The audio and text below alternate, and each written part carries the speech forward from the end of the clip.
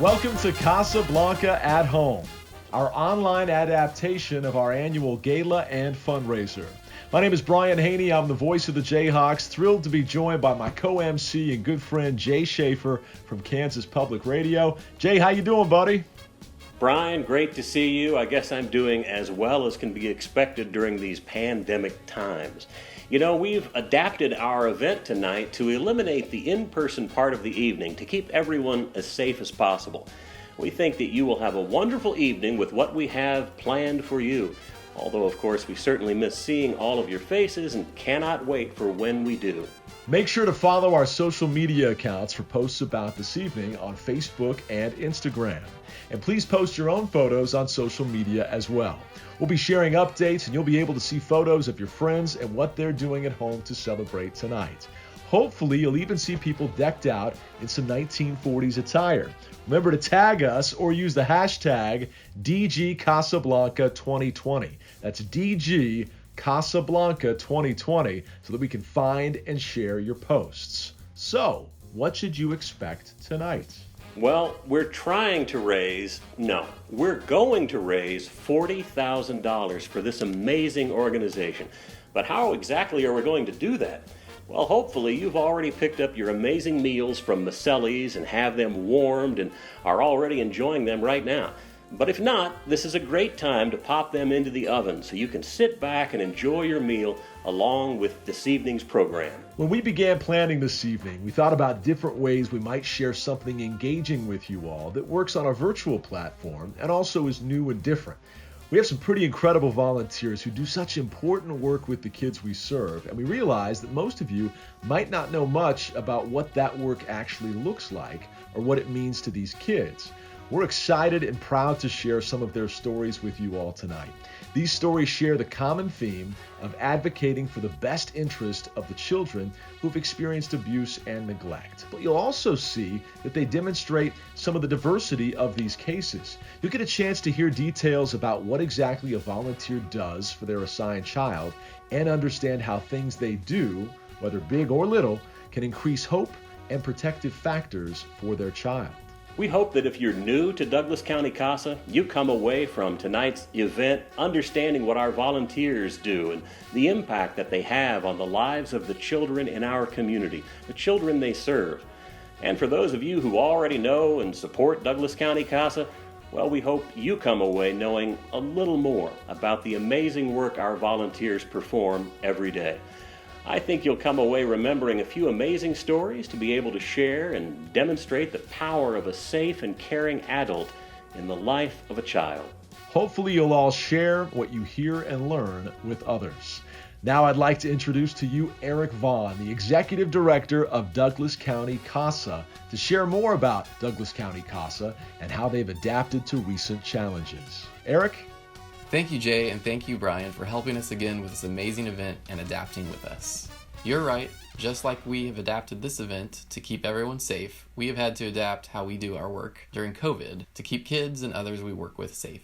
We have had to stop most of our face-to-face visits and increase the frequency that volunteers check in with their assigned children using phones, video, emails, and texts. Volunteers have been so creative and diligent in figuring out ways to stay engaged with their assigned children in meaningful ways. It has been difficult and continues to be so, since so many people become a volunteer because they want to see the improvements in the life of a child, and seeing is much more difficult with physical distancing requirements.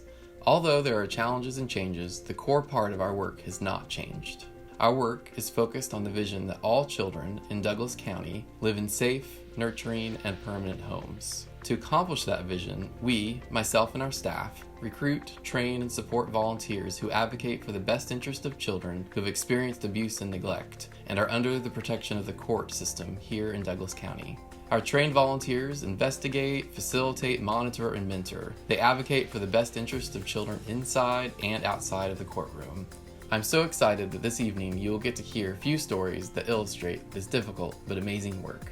Every year in Douglas County, about 150 children from birth up to age 18 are removed from their homes and placed under court protection for their safety. Most have been neglected, some are victims of violence, psychological torment, and even sexual abuse and human trafficking. Others have been abandoned, many are placed in foster care. These children have experienced trauma that they never should have experienced, and are often shuffled between multiple foster homes, group homes, and treatment facilities. They all are confused, frightened, and uncertain about their future. Douglas County CASA is dedicated to ensure that these children get the attention they deserve. With the help of specially trained and supported volunteers, or court-appointed special advocates, we advocate for and speak up for these vulnerable children. Douglas County CASA helps children on their way to a safe, permanent, and nurturing home. So far this year, 78 active volunteers have served 129 children from 74 families. This is amazing work. And we will soon be recruiting more volunteers and, as a result, serving more children, thanks to a new grant from the National CASA Association supporting a new volunteer advocate coordinator. However, even with all of this remarkable work and the growth we are experiencing, there still is more need than we can meet, with a waiting list of 55 children and the knowledge that this list is going to grow even more next year. We need your support to sustain our work and also to grow to meet the ongoing need. Tonight, by purchasing a meal and joining us now, making a donation for a Casa Bling raffle ticket, bidding on an online auction item, or simply making a direct donation, you can help provide monetary support to serve these children. With your support tonight, we can ensure that children are not alone on their journey through foster care. We can provide these children with a CASA volunteer who will be a stable, caring presence during what is often a traumatic journey to a safe, permanent home, and advocate for their child's crucial needs while they are in foster care. Thank you so much for being part of this work and for your incredible support. My name is Kristen Cannon, and I wanted to become a CASA volunteer because I really wanted to do my part to help advocate on behalf of children who are in foster care. As an undergrad student, I studied child development, and I worked with children all throughout college, and it really inspired me to want to advocate on behalf of children, particularly those who are extra vulnerable, and children who are in foster care are certainly extra vulnerable. They face a lot of challenges that most of us don't have to worry about, and they face a lot of those challenges really early on in their lives. And having people advocating for them and for their best interests is so crucial, and I wanted to help do my part to be a part of that. Being a CASA volunteer has been extremely rewarding, but also very, very challenging at times. There have definitely been several occasions where I've sat in my car after court in the parking lot and had a good cry because the system is just so broken, and the odds are really stacked up against these kiddos. And you really see that firsthand as a CASA volunteer. There's definitely a lack of resources, a lack of funding, and that certainly contributes to how broken the system is. In addition to that, there's a lot of turnover among social workers and therapists and other professionals who work with these kiddos, and that just adds to the further instability in these children's lives. So overall, you can't swoop in and fix the broken system, but you can certainly be a positive adult role model in a child's life. Ultimately, at the end of the day, you are making a difference in a child's life simply by being a positive adult role model in their life. And children in foster care really need that. They really need to be reminded that they're valued, that they're loved, and just having one constant in their life can make all the difference. My name is Christian Sellier, and I've been a CASA volunteer for 2 years. My first case is a little unusual in that it had been working its way through the system for about a year before we were assigned. The case manager basically came up to my coordinator at court, and her name is Susan Allen, and she was asked, basically was told this case could use a CASA volunteer. We had a hearing, it's called a Citizen Review Board hearing, on a Friday, and we were assigned to the case on a Wednesday. And we had basically 48 hours to meet the kids and show up at the hearing. And so when, the case was set the case plan goal was set for reintegration, which means that the kids were ready to go back home. And when I met the kids the day before the hearing, and I was talking about this with them, I was quickly told that they didn't feel safe going back home. So there I was on the first day, within the first few minutes. We talk about this in training a lot, about being the voice of the child. And there it is. I mean, that was the job, basically. And you have to ask yourself, what would have happened to that case if we didn't get involved? Now 2 years later, I can tell you I've met the Citizen Review Board is also volunteers. And, what's really humbling about this is that you meet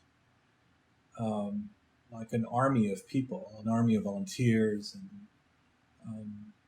attorneys. Everyone's working to get a good outcome. And it gives you a sense of the community that we live in, in a very real way. And as much help as we have, as many people as I've met in our community doing this work or doing something related to this work,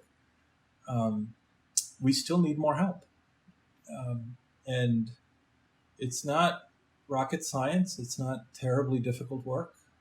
And ordinary people like you and me, we can make a difference.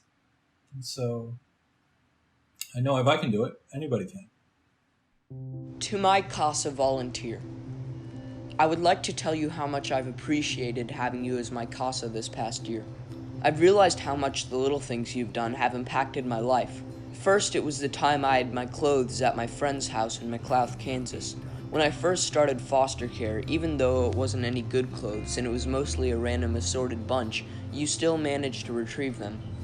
I also appreciate the time I was dealing with the loss of my dad. You made me feel important. You showed me there was work to be done and that I had a long life ahead of me, and made me feel that I was destined for great things. And of course, all of the awesome acts of kindness you never expected me to pay back, always making sure I had everything I needed in my trials and tribulations, making sure I had shoes and an awesome birthday. I never thought I was worth that kind of money, and you showed me I was priceless and I won't take these things for granted. You also showed me how to drive and how to conquer that fear of the road ahead of me mentally and physically. With all the nice things you've gave me, it occurred to me how important it is to achieve my goals and how determination and hard work can pay off in life through perseverance. I'm telling you these things because it's simply just an honor to have you as my CASA or as my parental figure. Taking me places like movie theaters or a military base has expanded my outlook in life for my future career. I see it personally as a miracle, because when I asked God for a better life, He gave me foster care. He also gave me a literal friend, a retiring helicopter pilot, which would never have crossed my mind as my best friend. But God works in mysterious ways. I thank God every day for the things He has given me. You've showed me a good path when the path is inevitably jagged, and I thank CASA for that 1 in 10 chance of getting one. I also would like to thank you for the times we've talked on the phone and all the true friend characteristics you've given me by just staying by my side and not giving up on me. Thank you for your investment even though you don't get paid for it, and all the times I was in mental hospital rehab, sexually confused, stealing from good people. You told me I was normal when I didn't feel like it. You never gave up on me. You just told me I was smart, hard worker, and had integrity, and those words kept me moving. Those phone calls, little as they were, kept me in check. Even when I was doing drugs and throwing away my aspirations in life, you set me up for my next goal. All I'm saying is I couldn't have asked for a better CASA, and I'm glad God put you in my life. So keep up the good work, because I've been dreaming of having a best man at my wedding, or having a simple handshake after graduation in the military, or even a best friend to have to look up to. Although this is a future which is not promised, it'd simply just be an honor. Forever thankful for you and the CASA program. Thank you. No, I don't want to do it. Melanie was 10 years old, and we just picked her up from her foster mom's where she was being difficult and took her to Sonic. And she said, I would like to have a large chocolate mint malt. Well, we said, well, we'll order you a medium because a large is too large. And so that's what we got. But she didn't want it. She threw a temper tantrum in our back seat and refused to eat it. She screamed and kicked the back of the seat and flailed her arms, and it went on for 15 minutes. Finally, we'd had enough. We said, okay, if you're not going to drink this, we're going to throw it away. And when she saw that we were serious and she might lose all of it, she relented, calmed down, and drank it. Yeah, being a CASA volunteer is not all fun and games. It can be challenging. Before we became a volunteer, we knew someone who was one, and that woman moved away. We decided maybe we could sort of take her place. Most of all, we thought this is something we could do together to make a difference in a child's life as well as in our own life. Sometimes we could be so self-focused, but we thought this was a way to turn attention away from ourselves. So our first CASA experience was with a brother and a sister, Alan and Melanie. And they had the same mother but different fathers. And they were taken from their mother and Alan's father because they lived in a shed in very unsanitary and unsafe conditions. And neither of them had stable employment, stable housing. They were occasional drug users.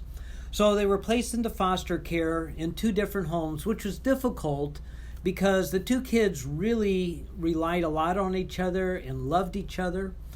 Fortunately for Alan, he was able to live with his aunt who wants to adopt him, but she did not want to adopt Melanie. Melanie's father, whom she'd never met, lives in another state. We were grateful for Alan's aunt. Hers was a stable, loving home. But Melanie was a problem. Her emotional instability was challenging, and ultimately her father in New Mexico obtained custody. Her living conditions continue to be challenging. But Melanie's intelligent, loves to read, and is a fighter. We hope she can catch the vision of what life can be and fight for it. Our current child is Jenny, who is 15 years old, and she was taken from her mother's house because of unsanitary conditions. But one thing, her mother really loves Jenny, to the degree that she wants what is best for Jenny and even recognizes that it may be better for Jenny to live someplace other than her own home. But Jenny craves attention, sometimes the worst kind. And after living in an extended family with other foster kids for more than a year, she's moved around a couple of times. She just landed in a new household, and we'll see how it goes. Jenny's smart. She wants to be a policewoman someday, and we really enjoyed building a relationship with a high school student. It seems like it's been easy to become friends with her, and we've been able to give her some great new experiences. We loved getting to go ice skating with her. We took her to a nice restaurant, but she's now placed about 3 hours away from us, which makes it a lot more challenging, requires us to be more intentional. Fortunately, of great help has been our CASA supervisor, Carolyn Johnson, who's been there to provide us with ideas and resources and suggestions and whatever it is that we need to be better CASA volunteers. In fact, she even made for us these great COVID-19 masks. So being a CASA volunteer is not always easy. It takes some effort. It can be frustrating at times. But we know that these kids need someone like us on their side. Hello, my name is Carolyn Johnson, and I am a volunteer coordinator at CASA. On this night, 10 years ago, my 85-year-old mother was dancing at her grandson's wedding. She passed away the next morning. Lucy loved music, and she loved to dance, and she shared her passion for those things with me, especially during the years when I was a typical teenager seeking independence from my parents. My mom always knew what was on the radio, what was popular, what I was listening to over and over, and she seemed genuinely to like my music. She didn't mind if I turned up the volume when I came home from school. In fact, she encouraged that sometimes, and she'd sing along with me. In those moments, we found a way to be close through the difficult times in our relationship. When I became a mother and my own daughters were typical teenagers, I remembered what my mom taught me about the power of music. One summer day, when my oldest daughter was 16, she came home from a day spent at the Wakarusa Music Festival. And she told me that she'd heard the most amazing artist. And she said, "Mom, you're gonna love it." And I did. I listened and I did, and we still do. A couple of years ago, I had the opportunity to hear that amazing artist in concert. That artist was Ari Hest, a Grammy-nominated singer-songwriter who began his career as an independent artist in 2001, that same year that Katie saw him perform at the music festival. When I heard him sing his song Less 2 years ago, I was moved. He explained that he wrote the song about a single mother who had to tell her kids that she'd lost her job. And when we started talking about CASAblanca this year, I thought, what a better way to bring to light the work that we do than to hear this song. So many families that we work with live in poverty, and even more families are struggling financially right now because of the pandemic. As you experience Ari's performance for yourselves, I hope that his beautiful voice will remind you of the power of music to help us all through the most difficult times. I hope that his poignant but hopeful words remind you of everything for which you are grateful. Finally, I hope that you will be inspired tonight to help us reach more of those vulnerable kids and families in our community who have less than we have, so that they have something to be grateful for as well.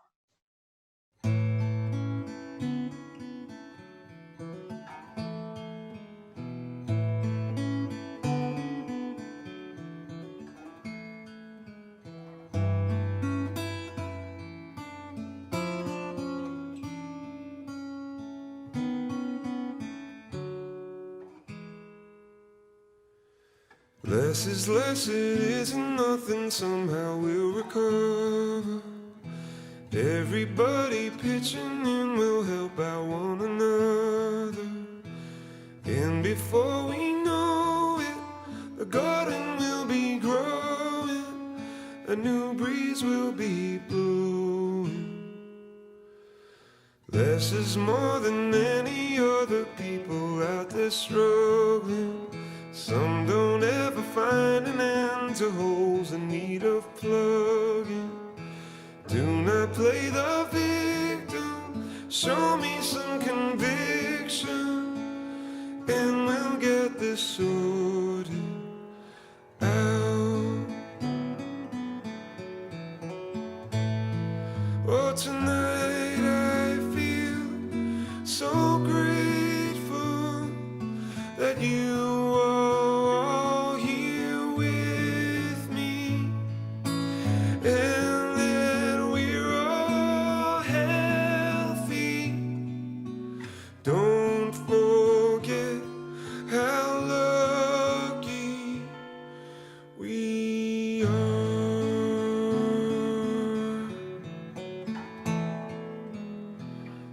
less is less, we've got enough to get us through December. I'll go out and find new work as soon as morning comes. And before we know it, the garden will be growing. Good times will come back around.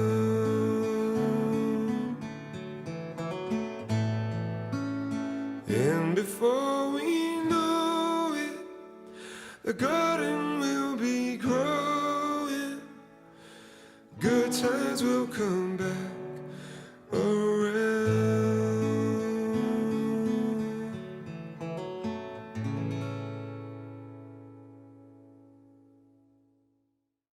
Hi, I'm Angelique Hansel-Rill, and I became a CASA in 2017.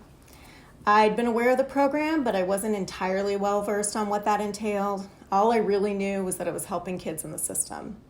At an art fair one day, I walked by the booth and started chatting with the people there. They told me they had over 80 kids waiting for an advocate, so I signed up that day. As a social worker, I'm familiar with advocating for my patients at a professional level, but I was drawn to the idea of doing it at a personal level because it offered me a bit more freedom in building a relationship with people. I've had a sibling group of 3 kids since October of 17. Since they're placed in a foster home out of the area, I normally only get to see them about once a month because of scheduling issues. It's been a challenge because it's taken me a little longer to form a bond with the kids than it may have if I had been able to see them more often. But it's really rewarding to watch them grow and mature and open up to me, especially the oldest, who's always been the more shy, reserved one. There are so many professional parties involved in deciding what happens next to the kids, but none of them have the relationship that I do with them. Everyone in the system, the judge, KVC, the attorneys, they all want what's best for these kids, but none of them truly have the time to sit down and get to know them and what they want and how all of it's affecting them. But I do. I can offer my time and energy to make sure they have a real voice in the courtroom. Often what a child wants may not be in their best interest, but at least giving them a chance to be heard can be empowering for kids that are already going through so much. Foster kids are often faced with a revolving door of case managers, foster families, moves to various homes, cities, and schools. With so much change, a CASA can be the constant in their lives. Even if they move multiple times in a year and rebuild relationships in homes and schools every time, the CASA is always there. A constant in the life of a child that may never have had that kind of stability. Knowing an adult cares and will be there no matter what has meaning and can change their outlook on the world and themselves. Personally, I've seen where my ability to advocate for the kids in my court reports has made a difference. I've made recommendations that the judges put in their orders, and it makes me feel good to know that they'll have services that may not have been identified otherwise. For the price of a few hours a week, I'm able to talk to teachers, observe visits with bio families, watch interactions with foster families, and report back based on what I see. And in the case of my kids, some of these observations have been instrumental in their ultimate placement. Kids who've been abused, neglected, or placed in the system for any number of reasons often feel really powerless. They've been taken away from their parents, whether they wanted to be or not. And while the system works in their best interests, they often feel left out of those decisions. This helpless feeling can last into adulthood and affect their whole lives and leave them with a sense of fatalism. By giving them a dedicated voice in the process, they learn they can advocate for themselves, even if it's just through their CASA. Even if things don't wind up the way they want them to, they still know their feelings were heard, taken into consideration, and that their opinion does matter. Being a CASA isn't easy. It can be frustrating, heartbreaking, and sometimes just downright hard. But it's important and it's rewarding. And the CASA staff is full of supportive people who really care and are always willing to help in any way they can, even if it's just listening to me vent. I love being able to be a voice for an often otherwise voiceless child. As cliche as it may sound, kids really are our future. And if I can help at least a handful of them succeed and be happy, I'll feel like I've done my part. Thank you for my books. I love reading about animals. You are the best. I love you. We want to thank our generous sponsors and donors. Several of them have helped make this event possible. Nick Prather with Cohere provided support and coaching to our volunteers in helping tell their stories. Maselli's provided us a good price and nonprofit discounts and perks in providing meals for this evening. Thank you, Steve and Jesse. Moonblind Productions provided us a good price and nonprofit discounts and perks in producing this amazing video you are watching tonight. This year, and consistently in past years, Marland Construction has been the major sponsor for our Playhouse project with the Lawrence College and Career Center. Thank you, Marland, for your consistent support. It means so much to our agency and also to the students at the Lawrence College and Career Center. We also wish to thank Bank Midwest.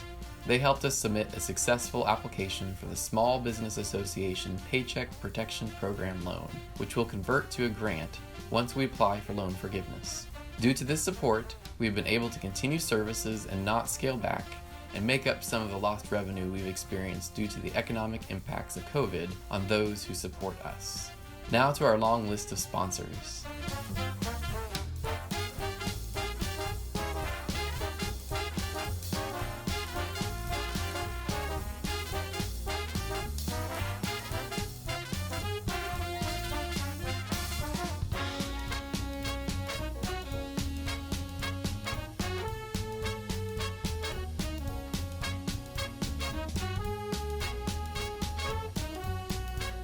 Range Bar Orthodontics sponsored CASAblanca again this year as an advocate sponsor. We hope you and your team are able to enjoy this evening as you have in the past. We have a couple of Guardian sponsors. One is a longtime sponsor who wishes to remain anonymous. We love you. And Lynn Peeler. Thank you so much to both of you for your amazing generosity and support. I also want to thank the staff of Douglas County CASA and the amazing volunteers, those who are assigned cases and those who support us in other ways. You are also inspiring to me and others. I love being a part of this team and working with you. Be sure to browse the enticing display of silent auction items available online. To give you an idea of what different amounts mean for our work, we've put together the following list, but know that any amount directly supports our work, and we're so grateful for each and every donation. You should know that $60,000 is the amount of funding that Douglas County CASA gets every year from the county. And we can provide an advocate for 24 children a year for that $60,000. How about $24,000? This is the amount of funding we received from the city of Lawrence this year. We can provide an advocate for 9 to 10 children for a full year with $24,000. And $5,000, well, that's the amount of a generous Guardian sponsorship from Marland Construction. With $5,000, we can provide a family, a set of siblings with a CASA for an entire year. $2,500, the amount of a generous advocate sponsorship from Ranch Bar Orthodontics. We can provide a child with a CASA for 1 full year. Next up, $1,000, the amount of the generous mentor sponsorships from Crown Automotive, Emprise Bank, Ham Incorporated, Broadband Legal Strategies, Lawrence Memorial Hospital, and the Chiropractic Element, which actually donated closer to $1,500 this year. With these gifts, we can provide a CASA to one child for just under 5 months. It's also about a third of the funds we expend to purchase shoes for children in need each and every year via our Shepherd Shoe Fund. And it's the amount we spend on clothing for children in need each year. So big thanks to all of those mentor sponsors. Now $500. It's the amount of the generous friend sponsorships from folks like the McFadden Group, Kindred CPA, Bradley Animal Hospital, Ad Astra Eye, Bartlett and West, Superior Electric, and Kappa Alpha Theta at KU, which actually donated $700 this year. Big thanks to all of our friend sponsorship sponsors. $250. With that kind of money, we can provide a CASA to one child for 1 month. $250 would also be a great scholarship, and it would allow a child to attend enrichment activities like summer camp. How about $100? For $100, we could do all kinds of things, provide needs to children like a pair of shoes or clothes or car seats. $100, that could cover fees for school activities. It could buy a gas card for a CASA volunteer to travel to meet their assigned child. Or how about $50? For $50, we can provide a CASA to one child for 1 week. $50 would also provide birthday gifts, graduation gifts, adoption gifts for a CASA child. It would also allow our volunteer coordinators to give something to our awesome volunteers in appreciation for their work. Or donate your own amount, any amount you like. Every donation helps to directly support our work, and we thank you so much for that. On behalf of Douglas County CASA staff and our board members, I want to convey a heartfelt thank you for joining us tonight for CASAblanca at Home. Make sure to check out our website and various social media pages for updates about our goal as the donations continue to roll in. It's been a fun evening. We thank you so much for your generosity and showing up in a huge way for Douglas County CASA. Until we see you next year, be well, be safe, and do what you can each and every day to make a positive influence in the lives of those you touch. Good night, everybody.